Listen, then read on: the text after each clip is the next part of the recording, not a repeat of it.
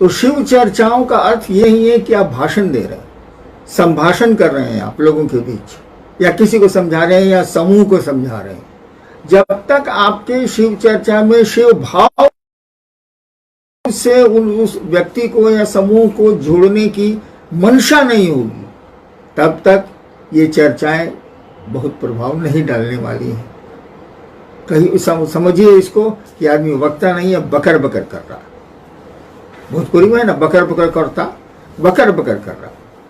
शिव चर्चाओं में शिव भाव अगर निहित नहीं है, हमारे आपके मन में शिव के प्रति अगर लगाव जुड़ाव नहीं है, वो भाव हम लोगों के मन में नहीं है, तो हमारी आपकी शिव चर्चा थोड़ी देर के लिए आकर्षित कर सकती है। सुंदर शब्द हो, शब्दों का सुंदर जाल हो, सम्मोहक शब्द हो, तो भले हो सकता है कि 1-2 लाख आप भीड़ जुटा लें, कोई दिक्कत नहीं है। आम जनता, भोली भाली जनता तो पहुंच ही जाएगी शिव नाम पर, शिव की चर्चा के नाम पर, लेकिन उसका प्रभाव उनके अंतर्मन पर बहुत कम पड़ता है, नहीं के बराबर पड़ता है।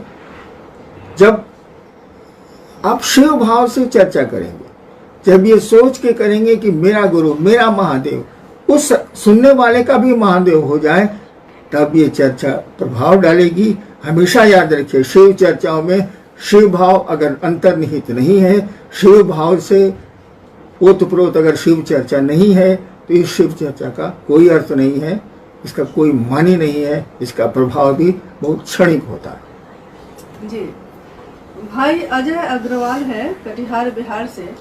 क्या शिष्य को गुरु आदेश और उसके पालन में विचार और समीक्षा करने का हक है? बिल्कुल साधारण सी बात है। गुरु आदेश पर, जो भी गुरु ने आदेश दिया हो, हमारे आपके गुरु ने जो भी कहा हो, शिव तो कुछ अपने शिष्यों को कहते नहीं है। उस आदेश पर अगर आप उसके कार्यान्वयन पर विचार करें तब तो ठीक है, लेकिन उसके औचित्य पर क्या कहा गुरु ने, सही है कि गलत है, यह विचार करने का हमको आपको अधिकार नहीं है, और हमको आपको इतनी समझ भी नहीं है। हम तो अपनी समझ से करेंगे, हम तो अपनी बुद्धि से करेंगे, लेकिन गुरु जो कहते हैं उनको बहुत दूर तक दिखता है। सुना है आपने, कहा जाता है कि जीवात्मा 10,000 साल के बाद, जीवात्मा 10,000 साल के बाद क्या सोचेगी, शिव जानते हैं। वो जो आदेश देते हैं उस बहुत वो लंबा होता है, बहुत लंबा समय लेके चलता है जीव के लिए, इसीलिए उसकी समीक्षा करना, आदेश की समीक्षा करना बिल्कुल गलत है। ऐसा स्वभाव शिष्य का नहीं होना चाहिए। शिष्य शब्द की व्याख्या देखिए, शास धातु से बना, जिसका अर्थ होता है शासन, प्रशासन, अनुशासन। शिष्य वही है जो गुरु के द्वारा अनुशासित होने योग्य हो। शिष्य यानी कोई गुरु होगा।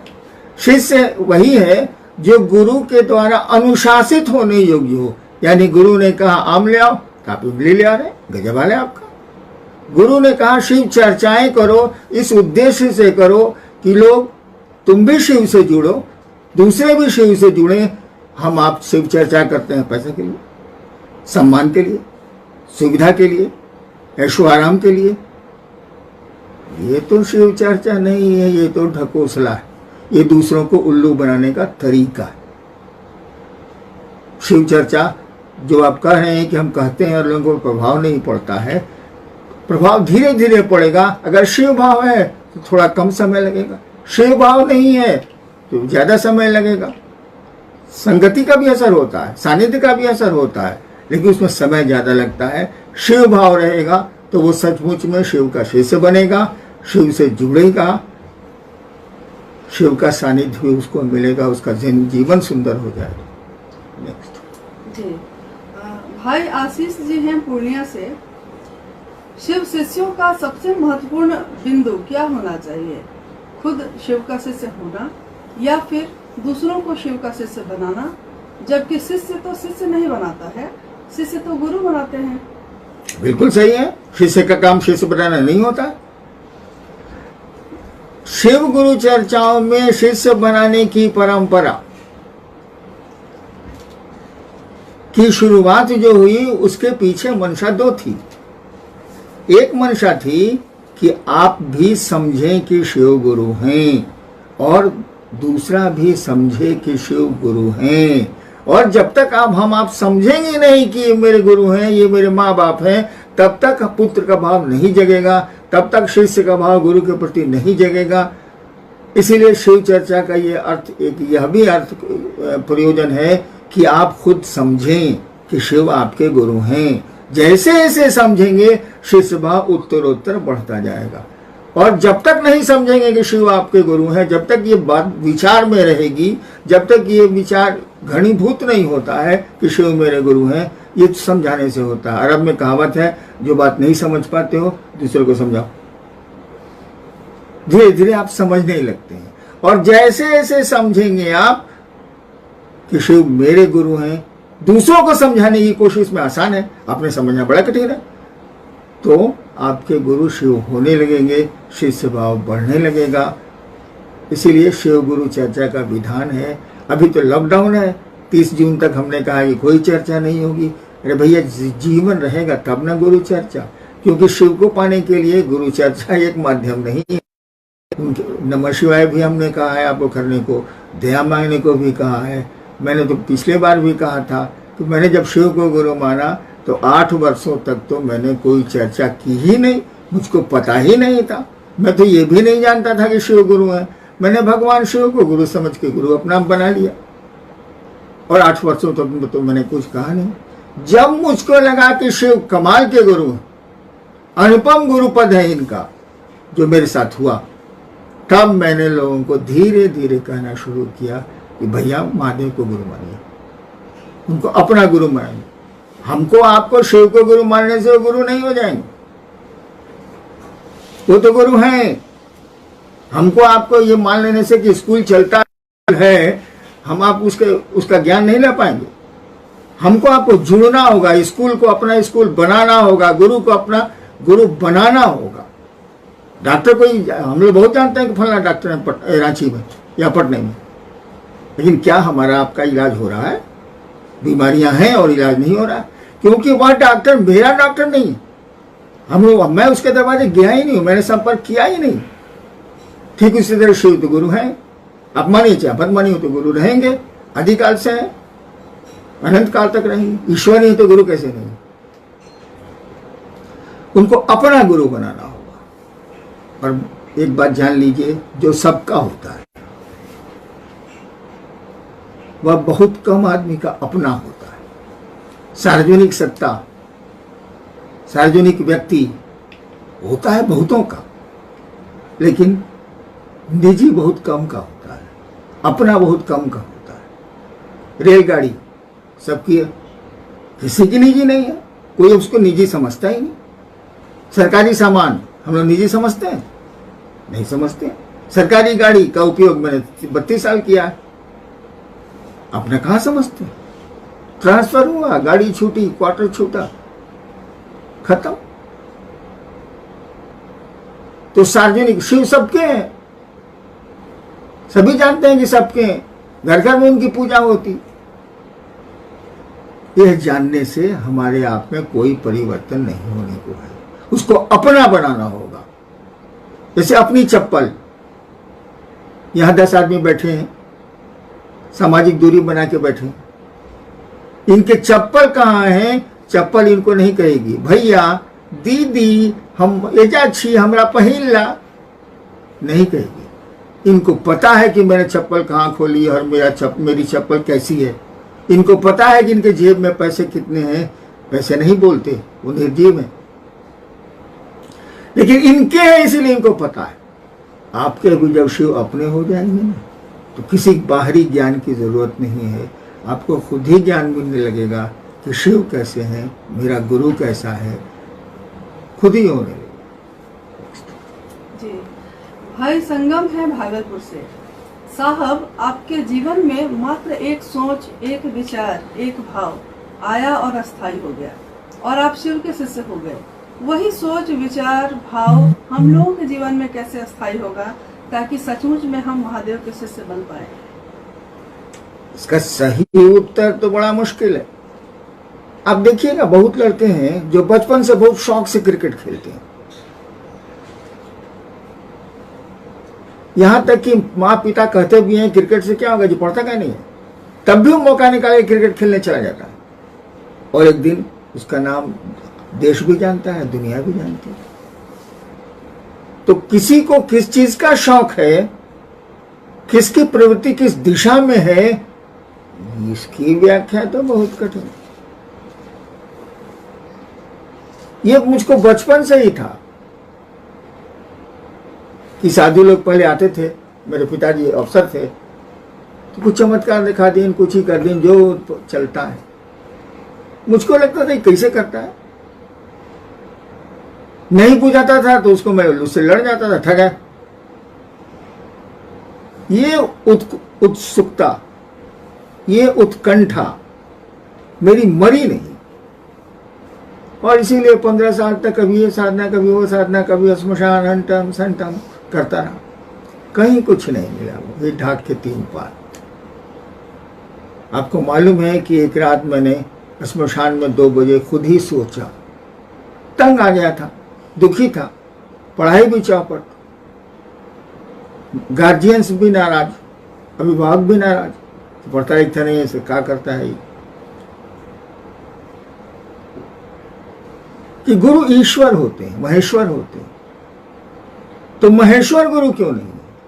खुद रात के अंधेरे में सोच रहा था। मैंने सुना था कि शिव महेश्वर को कहते हैं, मेरे पिताजी बताया करते थे मेरी मां को।